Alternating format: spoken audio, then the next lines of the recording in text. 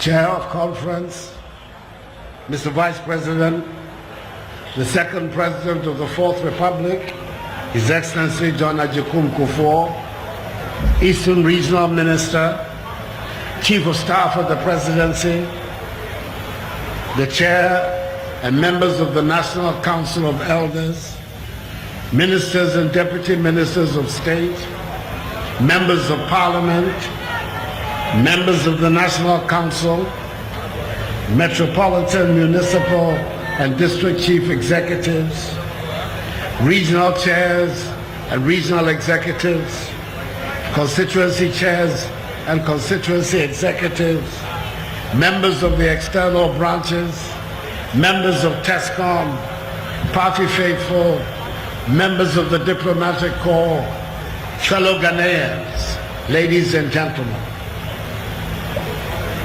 Last week, on 29th June 2018, our nation suffered an unexpected and grievous loss. The sudden departure of the immediate past Vice President of the Republic, His Excellency Kwesi Bekwai Amisa Afa, Vice President for 4.5 years under His Excellency President John Dramani Mahama. Our nation has been observing 5 days of national mourning. Official books of condolence have been opened at the Accra International Conference Center and in our missions across the world, and flags have been flying at half-mast. He will, on 27th July, receive a full state burial and funeral, as befits a former vice president, especially one who has served his nation with dignity and integrity.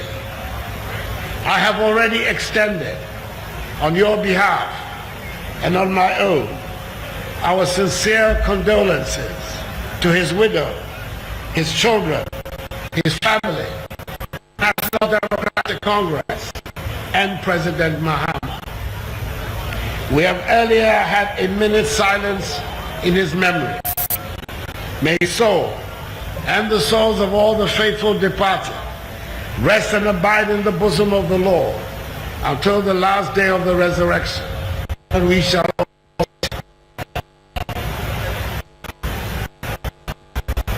The last time we met in to select our national officers, we were in opposition, having lost the elections of 2008 and 2012. It was thus imperative that we elect officers who would unify the party and mobilize to lead us to the all-important victory of 2016. Unfortunately, that did not happen. Our party became embroiled in a series of unnecessary disputes that undermined the coherence of the party. Fortunately for us, we benefited from the Akan adage that the family that does not have elders is a family to be pitied. The Council of Elders, under the intrepid leadership of the veteran nationalist and statesman C.K. Tedder, stepped into the breach and initiated the process that led to the suspension of 3 senior elected national officers and a handful of others for anti-party activities. That decision saved our party and kept alive our possibilities of victory. We owe the Council of Elders, especially its leader, C.K. Tedder, a great debt of gratitude for their action, an action whose validity, when challenged, was affirmed. We are indebted to the national officers who took on the responsibility of leading our party in those difficult circumstances. Despite the constant taunts of our opponents, how can they manage Ghana when they cannot manage their own affairs? How can a divided party govern Ghana? These were the constant themes of John Mahama and the NDC's campaign. They rose to the task, kept their focus, fostered unity amongst us, and helped lead us to a famous historic victory, a victory that has brought us back to office to give us the opportunity to implement our age-old program of transformation and development. We thank them profusely for their service to the party and to the nation. To all our outgoing national executives, Elimbele Blay, Freddie Blay, Frederick Fedia Anto, John Buadu, Sami Awuko, Otiko, Afisa Jabba, Kwabna Abankwaya Boa, and Kamaldeen Abdullahi, I say a big Aiko, well done. Well done. Your names are written in letters of gold in the annals of our party, and I will never cease to praise you for your stalwart defense of the interests of the NPP in this moment of peril. The events that happened in Tamale underlie the critical importance of selecting the right persons to manage our affairs for the future, i.e. for the next 4 years. The persons we elect today will have the daunting task of organizing our party for the 2020 election in 2 years' time. It is a huge challenge and we need the right people to meet it. Let me repeat some of the words of my message to conference, and I quote, "We must elect officers whose principal goals will be to unify the party, strengthen its base and machinery, work hand in hand with government, and ensure that we give this country good governance to bring progress and prosperity to all our people. We must make sure that the post-Tamale events never occur again. We must maintain and safeguard the gains of 2016 by electing the right persons to do so."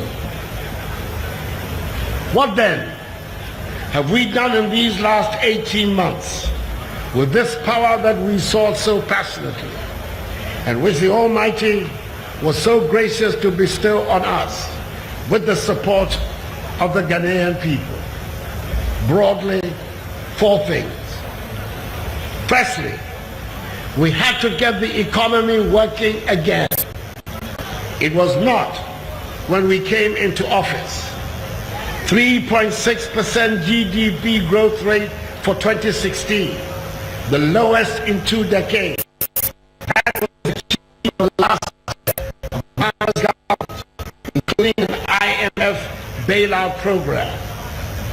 Because of the measures we took, we posted an 8.5% GDP growth rate in the first year of our mandate. And there is every indication that we will repeat that this year. Indeed, the IMF is saying that we could have the fastest growing economy in the world this year, and that our prospects for positive growth are good.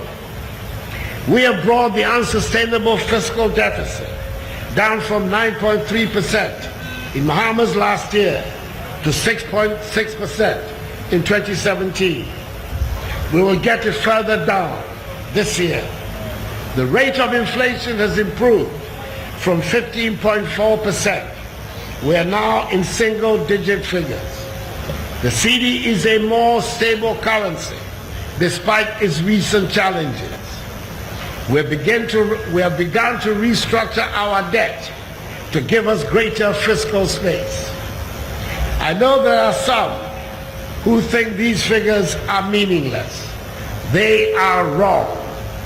The figures point to a growing, stronger macroeconomy. Without that, we cannot deliver prosperity. digging us out of the hole, the deep hole the Mahama government plunged our country into was never going to be easy, but we have to do it. We have to be disciplined in the management of our public finances. Otherwise, our aspirations for a better tomorrow will remain just that, aspiration, not reality. Our economy is on a good course. It will mean that when we finish with the IMF program this year, our economy will be stronger than the one we inherited. We have to thank members of our excellent economic management team for that. Vice President Mahamadou Bawumia is chair. Senior Minister Ya Osafo Mafu, Finance Minister Ken Koforidua, Trade and Industry Minister Alan Chematin, Energy Minister Boache Jako, Agriculture Minister Dr. Wusu Efriye Akoto. These and others are those who are working hard to turn our economy around.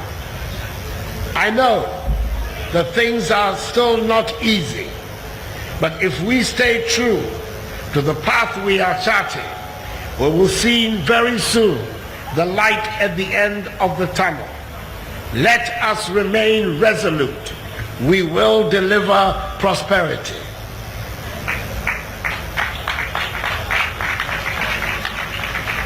Secondly, whilst we have been working to turn our economy around, we have also been keeping some of our key promises to the people of Ghana.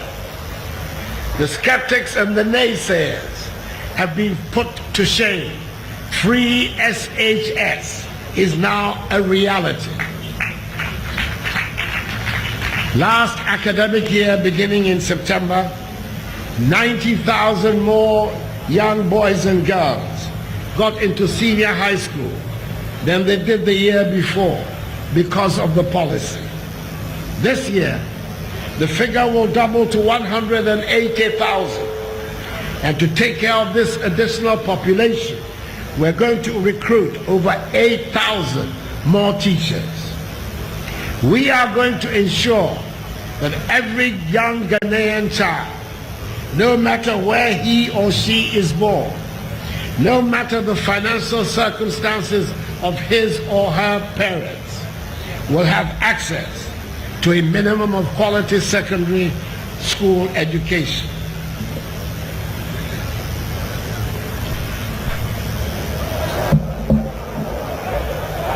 We have doubled the capitation grants. We have expanded the school feeding program. We need an educated workforce to build 21st century Ghanaian prosperity. We have restored teacher and nurses trainee allowances. We have revived the National Health Insurance Scheme.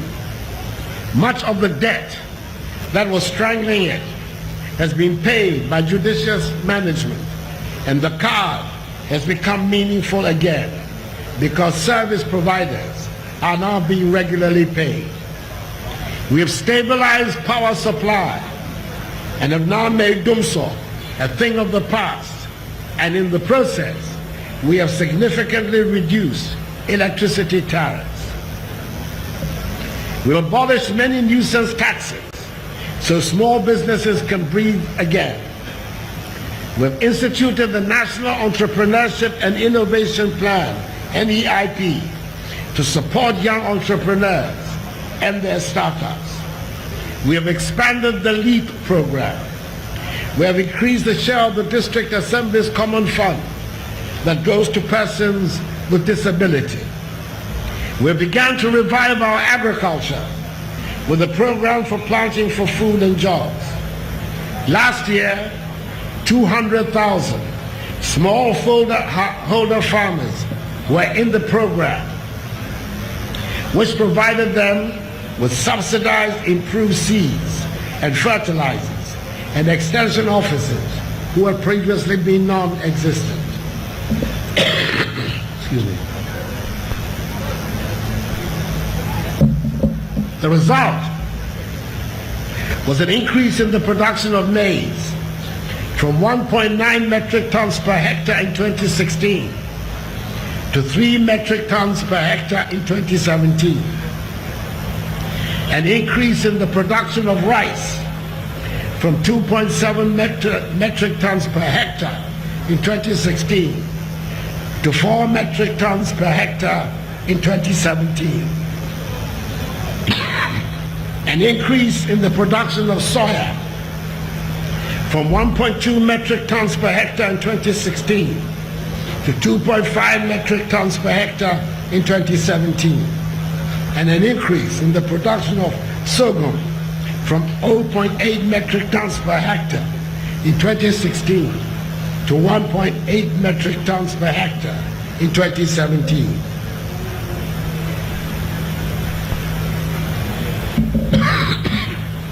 This year, the program will be extended to embrace 500,000 farmers. Our target is 1 million farmers by the end of the 4-year term. We are going to change the face of Ghanaian agriculture. We have finally established the developmental authorities and the Zongo Development Fund to address questions of infrastructure at the grassroots. We are ready to roll out the One District, One Factory initiative, and construction has begun in parts of the northern regions of the One Village, One Dam project. The revitalization of our railway system has begun in earnest, and we are about to witness significant road developments. The 100,000 strong Nation Builders Concept, CORE, has been launched to tackle graduate unemployment, so that our security personnel are not left out of this broad program of social and economic reform. We have increased the peacekeeping allowance from $30 to $35. Digitization and formalization of the economy is also in full steam.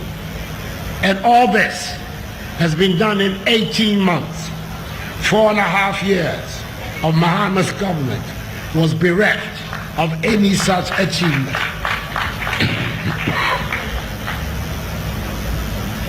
We are focusing these interventions on the ordinary Ghanaian because we believe strongly that economic growth has to be broad-based if it is to be meaningful. And what do all these interventions mean in real terms? They mean that government has provided relief of some 4.6 billion Ghana cedis for the betterment of the ordinary Ghanaian. This is money in their pockets. The NPP will never be a party for special or vested interests. We stand and will always stand for the entire Ghanaian people. The third aspect of our concentration these last 18 months has been to improve the structure of our governance.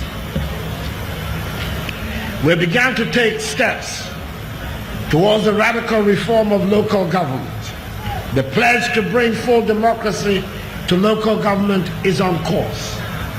We've scheduled the referendum to remove the entrenched clause of Article 55 of the Constitution to permit direct popular election of metropolitan, municipal, and district chief executives to coincide for reasons of cost with next year's district assembly elections. We are in the midst of the process of regional reorganization to accommodate popular demand for the creation of new regions, to bring governance closer to the doorsteps of the people.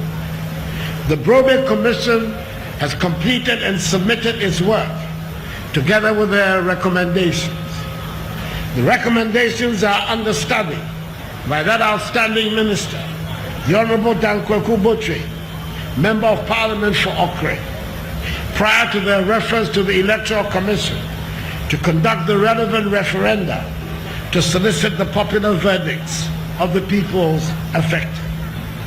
Reforms of the public procurement process to shift it from an emphasis on sole sourcing to more competitive tendering enabled savings of nearly 1 billion Ghana cedis to the public exchequer last year. We have seen greater accountability of public officials. The allegations of corruption and/or misconduct leveled against the 2 deputy chiefs of staff at the presidency, against the minister designate for energy, against the minister for trade and industry in the so-called cash for seed scandal, against the suspended Upper West regional minister, were investigated by independent agencies, i.e. the police or parliament, and found to be baseless and without foundation. That was the basis for my lifting the suspension against the Upper West regional minister and returning him to office.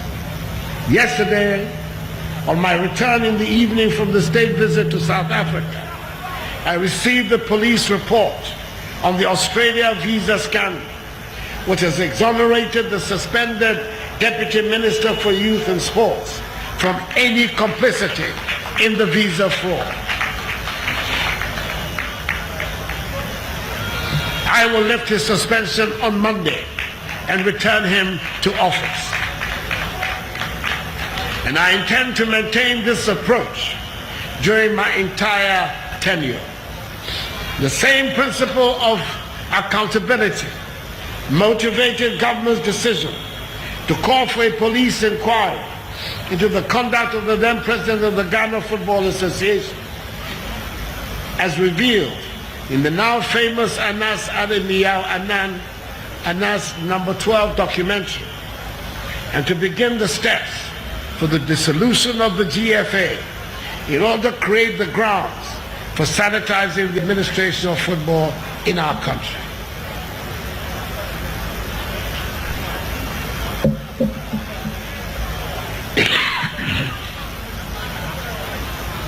One of the most important developments in strengthening the architecture of our anti-corruption system has been the establishment by Act of Parliament of the Office of Special Prosecutor, a body independent of the executive, with a remit to hold all public officials, past and present, accountable for their stewardship of public funds. The first occupant of this office is a noted anti-corruption crusader whose independence of spirit and sense of integrity have been well acknowledged. I am confident that he will do his duty without fear or favor, ill will or malice. Respect for due process and constitutional propriety led me to discharge the heavy duty of giving effect to the recommendations of the constitutional body that investigated the petitions against the former chairperson of the Electoral Commission and had 2 deputies. I acted as directed by the Constitution without any malice or premeditation. And all those who are familiar with the genesis of this sad affair will recognize the truth of my statement. But I'm aware that the professional critics and those who still cannot adjust to the expression of the popular will of 7 December 2016 will continue to strain every sinew to find a case where there is none. I will continue to do my duty and will leave their effusions to the verdict of history. There is one major decision that I have taken, which I know has generated a lot of anxiety amongst many of you, and that is the decision against Galamsey. I stated at my inauguration that safeguarding the environment will be one of my most solemn undertakings. I meant it. I have said and will continue to say, mining is an essential feature of our economic life. We have always mined here in Ghana. Akufo Addo cannot stop mining activity. What he can do and is trying to do is to put in place measures that will ensure, like our forefathers and ancestors did, that mining does not destroy our landscape or pollute our water bodies. Already, some of our rivers are regaining some of their purity. The roadmap for lifting the ban will be published in due course, and hopefully the rules and regulations it will contain will ensure that we do not go back to the bad old days. We are working not just for ourselves, but also for our posterity. Finally, during this period, on the international front, I have visited every ECOWAS country except Guinea-Bissau to deepen and strengthen our bilateral relations and ties of cooperation with them. We've been active in ECOWAS and are playing our role constructively in the Quartet of Nations in the process leading to the adoption of a single currency for the ECOWAS community by 2020. When the call to duty to the Gambia came, we were part of the ECOWAS peacekeeping mission that guaranteed peace in that country, following the ouster at the ballot box of former President Yahya Jammeh. I've been designated by ECOWAS co-mediator, together with the Guinean President, His Excellency Professor Alpha Condé, in the efforts to resolve the Togolese political crisis. Your President is co-chair of the group of advocates of eminent persons for the implementation of the 2030 United Nations Sustainable Development Goal, and also has been designated AU Gender Champion. We have been very active in the affairs of the Commonwealth, and indeed, at the last Commonwealth Heads of Government meeting in London, your President was given the honor of proposing the toast at the official banquet at Buckingham Palace to Queen Elizabeth II of Great Britain, the head of the Commonwealth.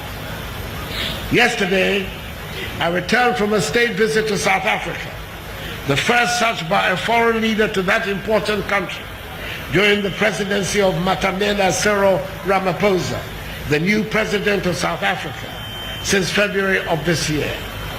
We have struck strategic partnerships with our neighbor Côte d'Ivoire and with South Africa. Last year, we received several world leaders, a testimony to the growing reputation of our country. As you can see, we have been very busy these last 18 months. And though we have not addressed all the sticky problems of the country, we're working hard to bring about the rebirth of our nation. It is obvious that the destiny of Ghana is safe in our hands.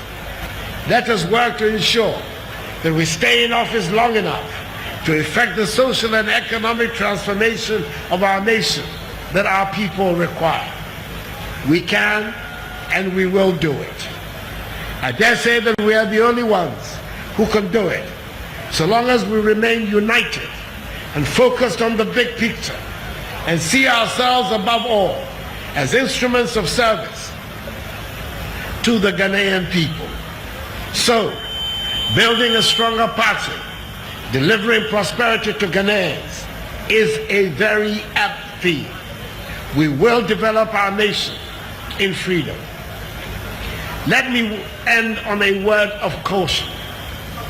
The harmonious relationship between members of parliament, MMDCEs, and constituency executives is very important for the success of our project. I have said, and I'll repeat it here, I am the captain of the boat, and I will not allow anybody to rock or capsize it. The boat is going to sail into safe harbor, no curve, no bend. Thank you for giving me the time to speak. Let us have a successful conference and elect the right people to steer our affairs. May God bless us all and the new patriotic party. And may God bless our homeland Ghana and make her great and strong.